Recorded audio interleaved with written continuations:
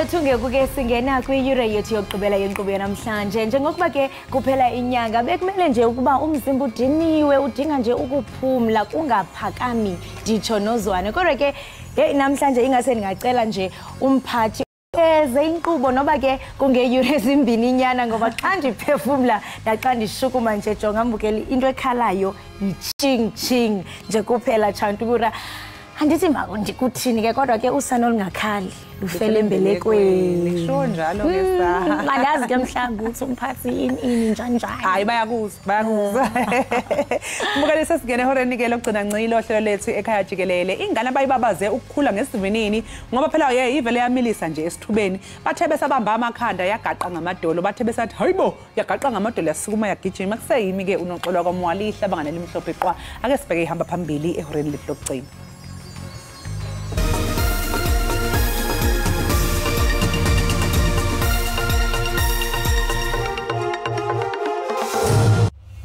It is quite a sad incident. It ended our effort to move towards zero harm. Umongameli we-AMCU Mnumzana Joseph Mathunja umemele ukuba bathwalise uxanduva abaphathi bemigodi.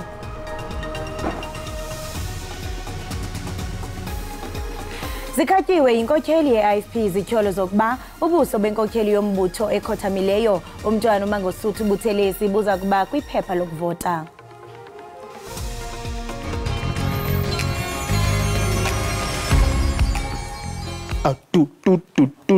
Hey, singambiza no chup. You know what it is ngubixhosa lona hlala ubukele ekhaya jikelele from Monday to Friday siphathele zemidlalo, entertainment and current affairs. Ungaphoswa.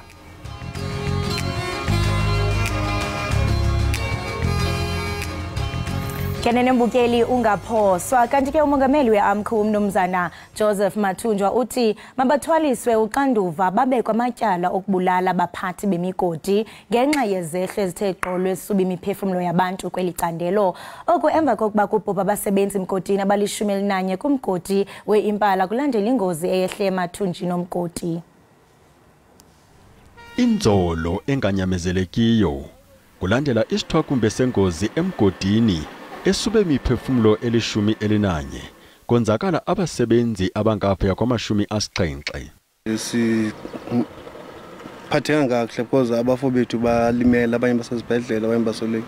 Alinothi safe singenathi asikho safe because ayonto eyenzeka ilanga nelanga leyo but isethusile nathi. Zange sivele lento yenzeka lapha eImpala into eqala ukwenzeka lento yilena singasiphatha ngayo kuba uqhawuke intamo yekhichi.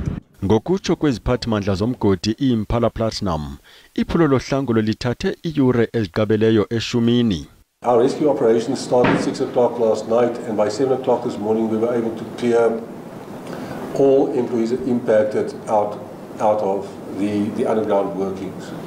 Umphathiswa wezimbiwa namandla umnumzana Kwedemantashe uthi esisehlo sishiye ichaphaza elibi kumatiletile ukuthibaza ubhubhane kwimigodi. It is quite a sad incident. It ended our effort to move towards zero harm in the industry. You remember that in 2022 we reduced the number of fatalities to 49. That was the lowest number. Nakubeni kunjalo imanyano iAMCU ayifuni nokuva oku imemelela kuthwaliswe uxanduva abalawuli belicandelo. AMCU has been calling for the amendment of Mine Health and Safety Act. For these company bosses be really accountable, especially to be charged with culpable homicide. Because some of these accidents are repeatable accidents. Kanti ke ngokwe-Impala Platinum i-75 eyonzakeleyo ileqiswe esibhedlele logama abasebenzi abali-10 bekwimeko emandundu. Iphoyisa lesimame laseLimpopo liseNingizimu Afrika izoyinqoba kuphela impi yodlame olubhekiswe kwabesifazane uma amaphoyisa asebenza ukubambisana nomphakathi kanye nezisulu zodlame lwe-gender-based violence. Lokho ke kusho usayitshena uGlenn amathebula usanda qonyeliswa njengomseshi ohamba phambili eLimpopo lokulandela ukuthi ephenye ngempumelelo amacala ehlukene afaka phakathi udlame olubhekiswe kwabesifazane ukudlwengula kanye nawukubulawa kwabesifazane. Usayitshena amathebula ujutshwe ophikweni olubhekele udlame lwemndeni ukuvikela kweingane kanye nokunukubeza ngokocansi. Kanti ke uGlenn usechithe iminyaka eyi-19 esebenza njengephoyisa. There's a lot of challenges that we encounter. Sometimes you'll find that the victims, they are not open up, they don't want to talk. Like when we are with a victim who's an elderly person, I don't know, they feel ashamed to talk to us. We have women who compromise the health of their children in order to save their marriages.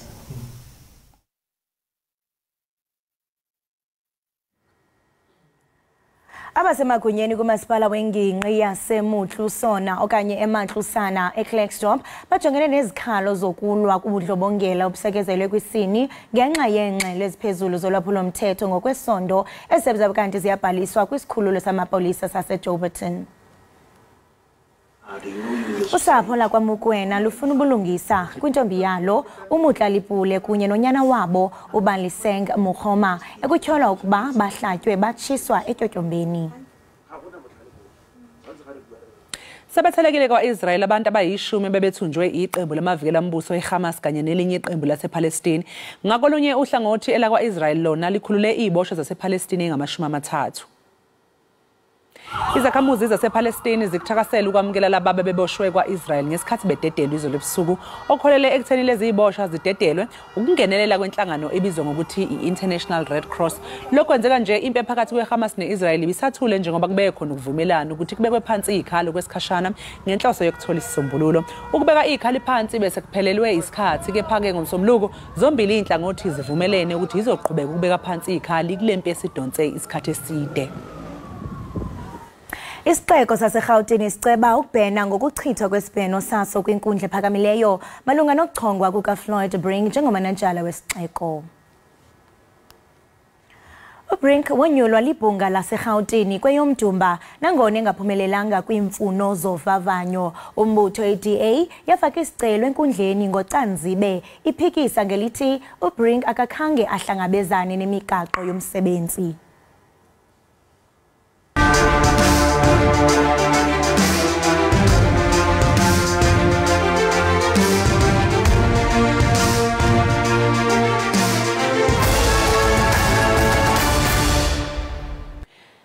Kulindeleke ukuthi kube seqhulwini ukwanda kwezinto ezingcolisa umoya engqungqutheleni yeinsuku eziyi-13 emayelana nomthelela wokuguquguquka kwesimo sezulu ehleli e-United Arab Emirates.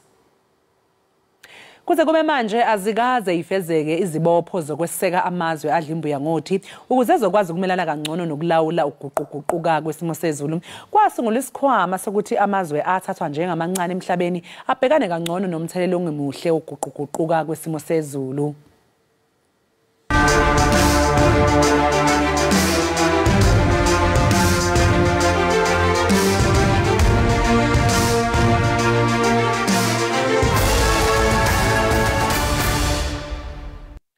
Umndeni waseswalala eMpumalanga ufuna ukuba kukhululwe isidumbu sikamama walomndeni owaphangalala ngesikhathi kuqubuka umlilo emzini wakhe ngoNtulikazi nonyaka.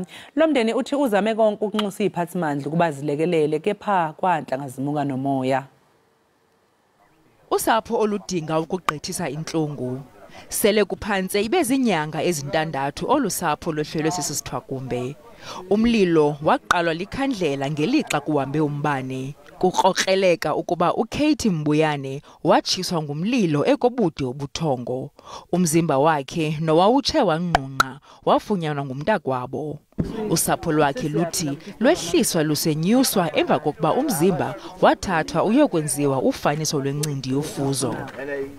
Amaphoyisa apho abita labe forensic bafika abe forensic bamthatha bahamba naye bathi the following day ngithathe liphoyisa ngenalo le engodini. Uma sifika lena bathi kufuna bamthathe ingadi nebantwana bakhe bayithumele ePitori. Kwiveki ezimbini ezidlulileyo, olusapho lwaphinda kwakho lazama ukufumana umzimba kodwa lwabuya lulambatha. Lusakhwankqesekile ke ukuba kutheni kuthatha ixesha elide kangaka ukufumana umzimba. Sifuna nedi ukuthi barelease lesidumbu sakhe sibuye kuze nathi sitokhona ukuchubeka nempilo ngoba enyalo uma solo ale emoshari kithi kuyastraumatize. Abakwantsasana bathi kudingeka kufumaneke ubungqina bengcali phambi kokuba ukhululwe umzimba. Sathatha ama-samples aye for forensic laboratory silinde lama results. Imiphumela mayiseyibuyile isho ngempela ukuthi umzimba wakambuyane sabanikeza wona-ke. Amapolisa aqhube ngelithi imeko okanye iziganeko ezikumila nje kuye kulindeleke ukuba zingathatha ixesha elide. Abahlali bengingqi zasemsengeni nendawo ezingqongileyo eMpuma Koloni banento yokubachwayitisa phambi kwexesha leholide. Indlela yeGrambile yabulala imiphefumlo engama-29 kwingozi yebhasi yango-2019 ilungisiwe yayitha. Le ndlela ebubugoci-goci kumahlandinyuka enduli nendutyana ezihlaza isinge kwindawo yokuzonwabisa kunxweme iWild Coast. Iinjongo zokuba kwenziwe le ndlela kukulwisana neengozi ezithe gqolo kulo mmandla ukwenzeka kwiminyaka engephedlulileyo bangama-29 abantu abathi basweleka emva kokubhukuqa kwebhasi. Kungoku nje abahlali bathi banovuyo nanjengoko ngoku bezawuhamba ngaphandle koloyiko. Sibulela ukufumana indlela, ukwenzelwa indlela itha. Sinovuyo. Kwaba mandi kakhulu kwafikitha. U1 ubheke edorophini nobuya. Sibulela nesivuyele nebhlorho le yalungiswayo. Ngoba kaloku abantu bethu baphelela lapha ebhlorhweni. Zininzi imoto ezibana zithona apha yana. Urhulumente uthi ukwenza okuqinisekisa ukuba iingozi ziyancipha. Ukubana ingayindlela esemgangathweni singabona uhlumo loqoqosho eMpuma Koloni likhula ngeyona ndlela. Kanye nokubana silisebe sizimisele ukuyenza i-53 kilometers yonke ephela pha eDwesa Nature Reserve. Ngoku sigqibo ukwenza uphase 2 elandelayo ngoku nisisacwangcisa ukuyenza nguphase 3 ozawuba yi-15 kilometers naye. Sicinga fanele uba makaqale kunyaka ozayo. Abahlali bacele urhulumente ukuba aqinisekise ngokuzisa uphuhliso kwidolophu yakugatyana nanjengoko besithi okutsala abatyali izimali nokhenketho. Dinkululeko Nyembezi, Izindaba ze-SABC eWillowvale.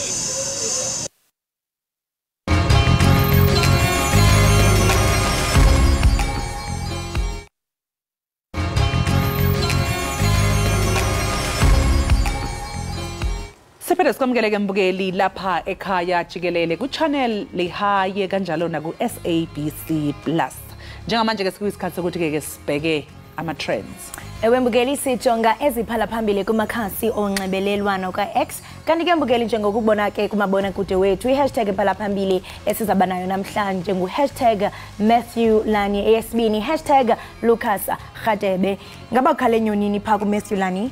Mbukeli phela kusuka umsindo einkundleni zokuxhumana kubonakala ukuthi uhlelo lwezingxoxo emsakazweni Metro FM lumeme udokotela Mbumbulu uMatthew Lani. Uzokhumbula phela mbukeli ukuthi uLani ngokwakhe ususe ukukhuluma ngesikhathi kusolakala ukuthi ubenikela ezibhedlela ezishaya ukuthi udokotela. Kangaka ukuthi ke wakwamenya naseyinhlelweni ezahlukene zeindaba ukuba zophawula malungana nezithinto ezempilo. Kusolakala uhlelo lweMetro FM ngokwenza into engenasidingo ngoba alukho usizo ayile emphakathini uLani ngaphandle nje kokuthi wacishwa impilo yabantu engcupheni ngokuzenza udokotela ekubeni engeyena.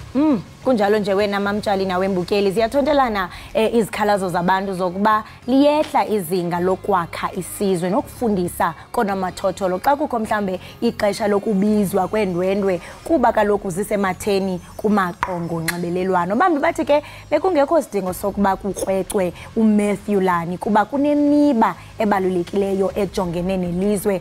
Bathi ke amaziko sasazo mawaqwalasele kwakhona umyalezo abafuna ukuba bawudlulise kuluntu. Abantu ke bathe izintambo baphefumla phakwikhasi lika-X. Make sive mbukeli baphefumle besithini.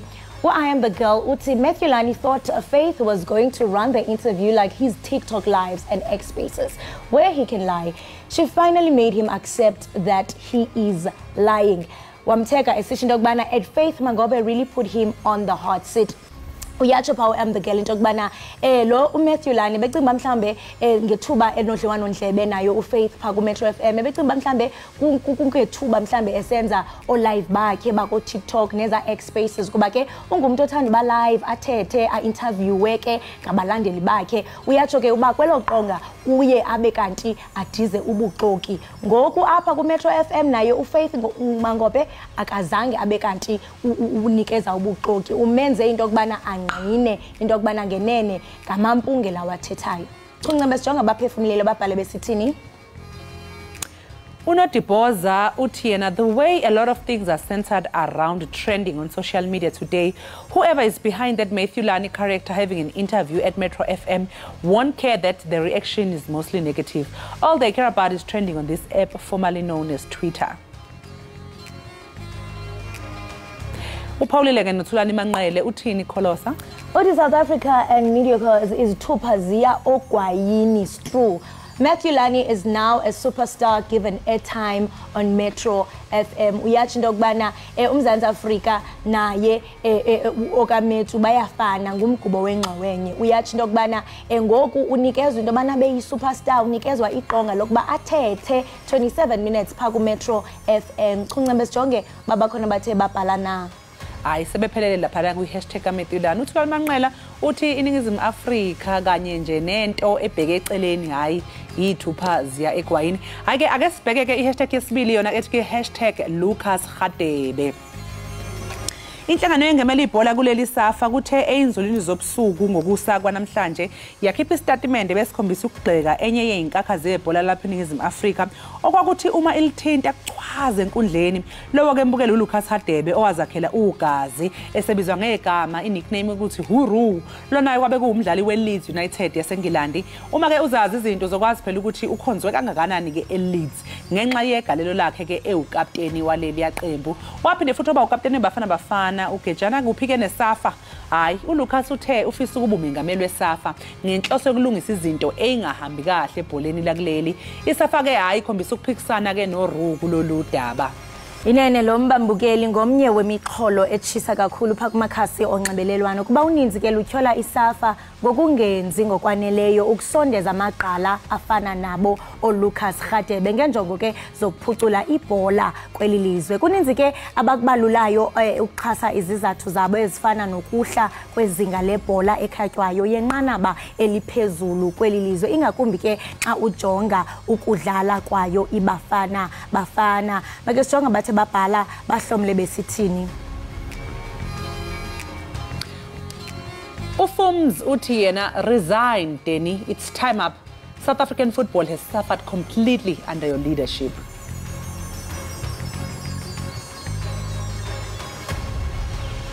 Unodiboza futhi unango futhi uyabuya uyabona bephawulile nangale odabeni lika Matthew uyaphawula nalapha uthini Kholos Uthi you lost me at and must pass the integrity test if that were really the case the whole organization wouldn't even exist Chunqembe sijonga bathe baphefumula babhale besithini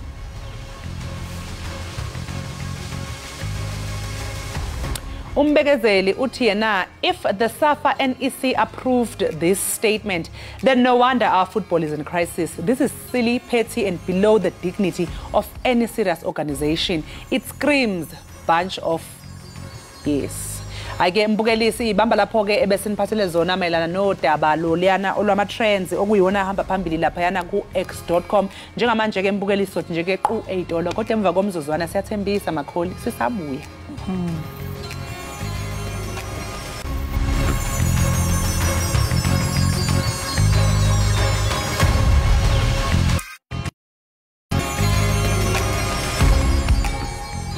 Siphinde sikwamukele mbukeli wekhaya Jikelele bangabe usanda kungena hayibo uphuma phi sekusela kancane sihambe kodwa ke hayi wenze kahle waba nathi ngoba kukhona okuncane esakuphathele khona sekusele kulonyaka ke mbukeli kugujwa iminyaka ngamashumi 25 umkhankaso weinsuku eziyishumi-nesithupha ukulwa nodlame olubhekiswe kwabesifazane nezingane phecelezi ke i16 days of no violence against women and children yethulwa ke isiqubulo salonyaka sithi ukusheshisa izinyathelo zokuqeda udlame olusekelwe ngokobulili nokubulawa kwabesifazane masibumba nobumbano ukuze siphonsele inselele futhi silwe nokuhlukunyezwa kwabesifazane nabantwana sibe sigqugquzela umphakathi olinganayo ngobulili. Intatheli yethu ke uThami Manganya usiqoqele lo mbiko.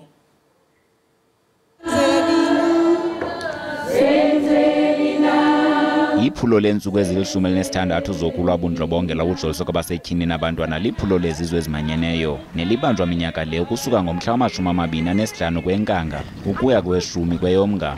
Ezinye iintsuku ezibalulekileyo zesikhumbuzo eziqwalaselwa minyaka le ngeli xesha ziquka usuku lwehlabathi lukagawulayo ngomhla wokuqala kuDisemba kunye nosuku lwehlabathi lwabantu abaphila nokukhubazeka ngomhla wesithathu kwakuDisemba. Lo nyaka sisikhumbuzo seminyaka engama-25 kususela oko uMzantsi Afrika waqalisa iphulo leentsuku ezili-16 zokulwa ubundlobongela obujoliswe kwabasetyhini nabantwana.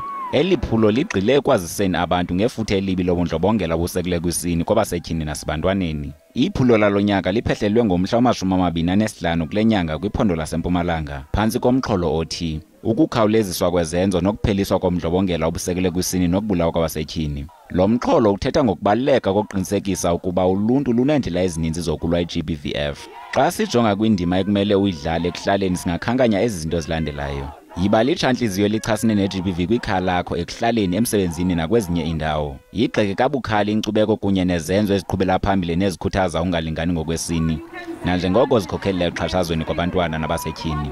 Dlala indima yakho ngokuba ungabakhuseli abo baxhaphazayo, endaweni yoko ubaxele. Jikitya isibhambathiso esichasene nobundlobongela obujoliswe kwisini. Bonakalisa inkxaso kumaxhoba e-GBV wabelane ngolwazi olunokubanceda. Ukanti ke ungakwazi nokuququzelela indibano zasekuhlaleni kunye nengxoxo malunga nezisombululo ezinakukhokhela kuluntu olulinganayo ngokwesini. Ngalawo sithi masithathe amanyathelo okuxhasa eliphulo lokulwa ubundlobongela. Sibonge kakhulu uThami Manganya ngalowo mbiko mbukeli. Kanti ke ukuzwa kabanzi ngalolu daba njengamanje ke sesixhumana noBafana Khumalo wesisonke Gender Justice. Bafana, sikubingelele sikwamukele ohlelweni Ekhaya Jikelele. Nababukeli bakho. Ingabe isisonke Gender Justice igcizelela kanjani inhloso ze-16 days? Usonke Gender Justice nezinhlangano ezizimele sinoluhlwa lezinto esizenzayo ngalesikhathi ukugqugquzela ukuhlanganisa kakhulukazi abantu besilisa nabafana ukuthi sikhulume ngalolu dlumbedlu olusibhekile, ukuhlukunyezwa kwabantu besifazane, ukudlwengulwa nokuphathwa kabuhlungu kwezingane zabafana esikhathini esiningi bayithole sebenukubezwa ngokwecansi. Ngakho ke siyayigqugquzela kakhulu ukuthi sibhukule siwumphakathi ngoba siyazi ukuthi sinoluhlelo olusayindwe upresident wethu osoluyipolicy manje yalapha eMzansi elibizwa ngokuthi i-National Strategic Plan on Gender Based Violence, okuwuluhlu oluwumhlahlandlela ukuthi yini ekufanele siyenze singabantu baseMzansi Afrika ukuze sigweme lezi zimo ezisihluku empilweni zabantu besifazane. Ngakho ke sigcizelela kakhulu ngalesi sikhathi uhlaka lwesibili kulo mkulu, the second strategic objective ekhuluma ngeprevention, okuwukuthi sifuna ukuthi sivimbe ukuba lezi zehlakalo zenzeke nje ekuqaleni, ngoba akusizi ukuthi sikhulume uma sekwenzakele. Mhlawumbe umuntu wesifazane usedlwenguliwe, mhlawumbe usebulewe noma mhlawumbe useshayiwe. Ngakho sizama ukuthi yini inhlelo esingazenza ezikoleni, sizenze nabantu besilisa emisebenzini, sizenze emphakathini, sisebenza nabaholi bendabuko nabaholi bamabandla ukuthi kube nomlayezo oqondile wokuthi njengabantu besilisa kufanele siyiphathe kanjani ukuze sikwazi ukuthi sihloniphe wonke umuntu esiphila naye emphakathini esiphila kuwona. Iyiphi ke indima Bafana edlalwa usuku lomhlaba lwamalungelo abantu phecelezi ke i-International Human Rights Day ekutheni ikhuthaze injongo zalomkhankaso weinsuku eziyishumi-6?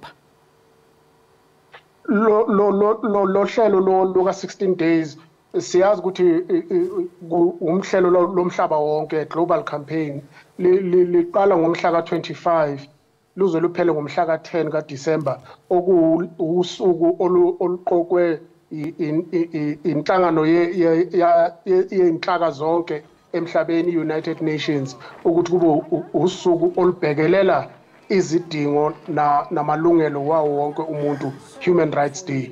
Ngakho kuba kuhleke ukuthi uma kuqala nge-25 kwenziwe imikhankaso ezogcina ikhumbuze wonke umuntu osemhlabeni ukuthi amalungelo abantu kufanele ukubahlonishwe ngaso sonke isikhathi kuzo zonke indawo esiphila kuzona. Kuyinto enhle ukuthi sihlale sikhumbuzana minyaka neminyaka ukuthi kufanele ukuthi sonke siphathane ngendlela yokuhloniphana, ngendlela yokuthi sibhekelelane, ngendlela yokuthi sinakelelane singabantu, ngoba yiloko esiyikona. Akekho umuntu oyiphilela yedwa, sonke siphile emphakathini, kufanele ukuthi sibe nendlela yokuthi siphilisane. Yiziphi-ke iy'nguquko eseyibe khona kulo mkhankaso sengisho nje kule minyaka engama-25 edlule, ikakhulukazi-ke lapha eNingizimu Afrika? Lapha eNingizimu Afrika singasho ukuthi sekukhona esikubonayo okuyisisa phambili, kodwa kusesenomsebenzi omningi ekufanele ukuthi wenziwe. Lo hlelo engikhuluma ngalo lwe-strategic plan kube yinto enhle kakhulu ukuthi manje sesinohlelo olubandakanya wonke umuntu, all stakeholders, uhulumeni, abamabhizinisi, inhlangano ezizimele, ukuthi sibone ukuthi yini esikwenzayo sikwazi ukuthi sidonse ngandlelanye, sikwazi ukuthi sigweme lesimo esibhekene naso. Ngakho lokho ngikubona as a positive achievement ukuthi siyakwazi manje ukuthi sisebenzisane, sikwazi ukuthi sihlele kahle ukuthi senzani, ubani ubhekele kuphi, ukuze lokho esikwenzayo kube well coordinated, sikwazi ukuya phambili.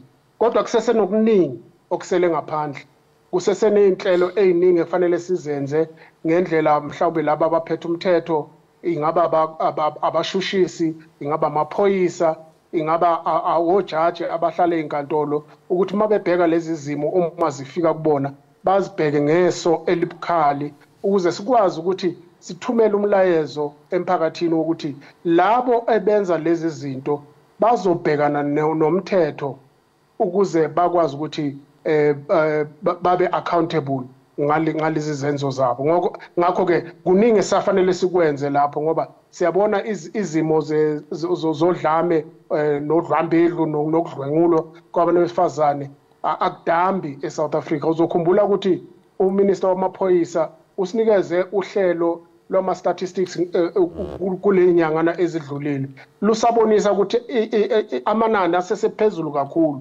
Ngakho umsebenzi usemningi kufanele siwenze la eMzantsi Afrika. Bafana ngiyazi-ke njengoba usho nawe ukuthi ena muningi umsebenzi okusamele wenziwe, kodwa ngiyasho ukuthi zikhona mhlawumpe iy'bonelo ongasixoxela ngazo ey'bonisa impumelelo yalo mkhankaso esezibe negalelo ekwakheni ukulingana ngokobulili. Yebo zikhona, singasho ukuthi uma ubheka ama-policies akhona la eMzansi agqugquzela ukuthi abantu besilisa nabantu besifazane balingane, kuningi singakubala. Sekunama-CEO akhona abantu besifazane, abantu besifazane abahlala ey'nkampanini emahlelweni aphezulu, okubonisa ukuthi nabo bavumelekile manje ukuthi bangaba abaholi emphakathini. Siyabona nasey'ndaweni zendabuko sekukhona abaholi ababantu besifazane, ekuyinto engayijwayelekanga esikhathini esiphuma kusona, okusho ukuthi kukhona lapho siya khona siphokophele khona ukuthi singaze sifike lapho silingana sonke ngobulili, sikwazi ukuthi sihloniphane. Uma ubheka amaholo kuseseney'nkinga lapho abantu besifazane bangaholi ngokulingana noma benza imisebenzi efanayo, kodwa eminye imikhakha iyazama ukuba ilivale legebe ukuze kukwazi ukuthi uma ngabe usebenza kungabhekwa kubulili bakho, kubhekwe ukuthi yini okulethayo okuyisela umphakathi phambili, ngakho-ke uholelwe ngendlela ekufanele. Uma ubheka ey'koleni, inani labantu besifazane abafunda manje baze bafike ku-matric for instance likhuphuke kakhulu kuneminyaka edlulile. Uma ubheka ema-universities sesinabantu besifazane abaningi abafundayo emkhakheni futhi ebebavalelwe kuyona esikhathini esidlulile, ukufundela ubudokotela, ukufundela ukuba ummeli, ukufundela ukuba mhlawumbe ama-chartered accountants. Inani liyakhuphuka ngaso sonke isikhathi. Imbonelo esiyibonayo, imphumela esiyibonayo emanyuvesi ikakhulukazi, abantu besifazane sebedlula abantu besilisa ngendlela yama-qualifications. Lokho kuyisibonelo esihle ukuthi kukhona esikwenzayo okusebenzayo okuletha impumelelo kuyise phambili. Siyazi ukuthi uma ngabe ufundisa umuntu wesifazane lokho kuletha inqubeko enkulu emphakathini ngoba abantu besifazane abayibhekeli bona kuphela, babhekela umphakathi, babhekele ukukhulisa abantu abaseza ngemva kwabo. Ngakho lokho abakugalelayo ekuthuthukiseni umphakathi kuba nemiphumela emihle. Ngakho uma siqhubeka ngalendlela kuzoba noshintsho olubonakalayo olubambekayo uma sikhuluma nge-development ezweni lakithi. And siyathanda futhi siyafisa nathi ukuthi silibone lolo shintsho. Ngiyazi ke bafana ukuthi ke akhona amasiko asacindezela abantu besifazane. Ungabagxeka futhi ke noma kabantu bangabagxeka futhi bawaphosela inselelo kanjani lawo masiko asakhuthaza ukungalingani ngokobulili emphakathini yabo. Ngithanda ukubeka lokhu ngeso eli positive ukuthi abaholi bendabuko abaningi esisebenza nabo baneso elibukhali lokubonela phambili ukuthi kuningi endleleni yamasiko wethu ekufanele sikushintshe kodwa sikushintshe ukuthi kusise phambili. Ngakho ke they are not opposed ukuthi kufanele sivule amathuba ukuba avuleleke wonke umuntu.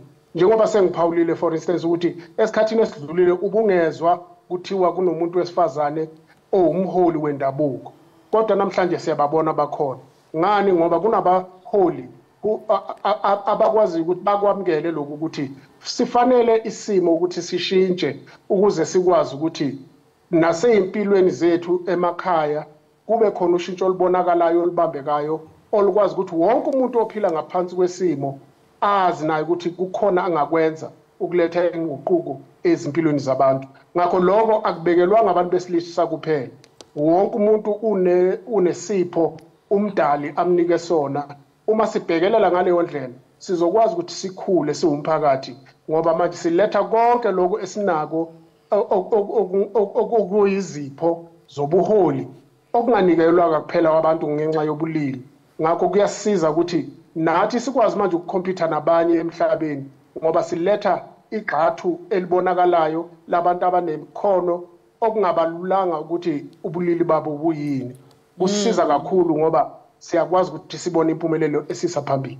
Ngokubona kwakho iziphi ke inyathelo nje ezibalulekile sengisho ngokwenqubomgomo ezinganqanda udlame olusekelwe kubulili emsebenzini kanye nasemphakathini? Kuningi esikwenzayo futhi nabamabhizinisi ngoba baye basibize ukuthi sibhekelele indlela abaqhuba ngazo emisebenzini. Udlame unfortunately alukho kuphela emakhaya, lukhona nasemsebenzini lapha abantu abesebenza khona. Kukhona lokho kubizwa nge-sexual harassment, ukuphathwa ngendlela eyisihluku kwabantu besifazane ukuthi uma ngabe ufuna mhlawumbe i-promotion kube khona umuntu ozofuna ukuthi wenze ukuthile ukuze ukwazi ukuthola i-promotion. Oyikwazi ofanele ngabe uyayithola ngenxa yemisebenzi yakho. Ngenxa yemisebenzi yakho bafana and futhi iqinisa impela elingeliphiko lelo likhulumayo. Yes, yeah. Uma ungavumanga ukulala nami ngeke uyithola. Okuyinto embi kakhulu ke leyo futhi esingayigqugquzeli thina kanjalo nje ke nasemphakathini. Bafana sibonga kakhulu ngesikhathi sakho, sixolise ukungena emlonyeni ngenxa yesikhathi. Sikufisele nje nosuku oluhle. Umbukelekile obesixoxa naye bekuubafana besoxisana naye mayilana neindaba ze-gender based violence njengoba kuyi-16 days of activism. Isikhathi sedliwe yintsha amakholisi esiyavalelisa kubabukeli. Kamnandi mawethu. Nisale kahle.